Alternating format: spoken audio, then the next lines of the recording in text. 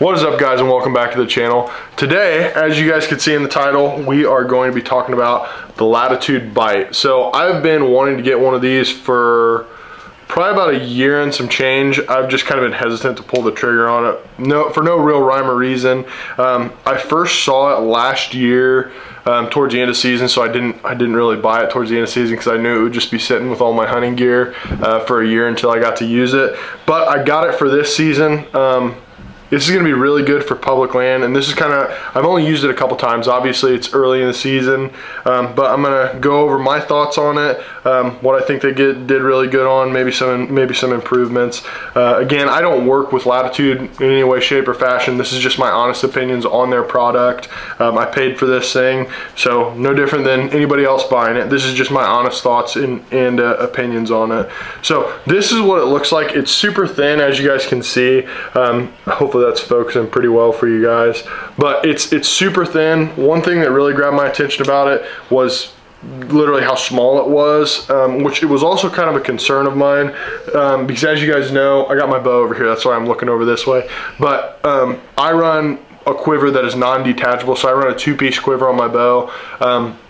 So when I'm hunting out of my saddle, obviously everything's in front of me, my camera's on this side, and then my bow's on this side. So one thing that I was concerned about was this actually being able to work with my quiver. And I'll put up a video here so you guys can actually see how it works out when I do have my quiver on there and have it hung up. There's actually a ton of room to have my bow hanging on this thing, and there's still a little bit of space in between the tree. But for guys who run a detachable quiver, they have this little hook right here that you can hook the top of your quiver in, whether you run a piece of paracord or there's several other designs of detachable quivers. But basically how they have it, they have a little bolt running through the center that turns sideways, that little, I don't know what you would say, a little bat wing thing, but that's what goes against the tree. One thing that I did notice, the angle that they have this at, I think is a little wide for my liking. But again, if it's a wider tree, it's not really an issue. But one thing that I ran into was this little lock nut was like sitting right on the bark versus the actual, I guess you call this thing a bat wing, I'm not sure, but this little V bracket, that wasn't necessarily sitting on the bark for me. Part of it was, but the main part of it was sitting on that little nut. But again, I don't know that necessarily matters one way or another. It didn't really affect how it was holding my bow, but that was just one thing that I noticed right out the gate with it. This thing, when you buy it, you can buy a strap from Latitude. I had a handful of straps already here at the house, so I didn't purchase a strap, but they have this little thing right here, this little elastic piece that'll hold the strap in. And actually I put it in my pocket. So the strap that I'm using was just an old strap that I had from a camera arm. But basically how I have this fed through here, and I'll show you guys once I get it. I don't know if you guys will be able to see that or not, but basically once I get this little dude worked in there, just like that is how I run it through, and then obviously run around the tree, hook it into the strap itself. Then I kind of tug down on it, and like I said, they have this little piece of, if that'll focus there for you guys, that little piece of, what's the word for it? Elastic, that little elastic to hold the strap in, so that thing is not coming out of there. But again, when it's all said and done, how I have been running this thing, and again, bear with me while I wrap this thing up, but I wrap it just like this, and it's super small, and I literally carry this thing in my pocket.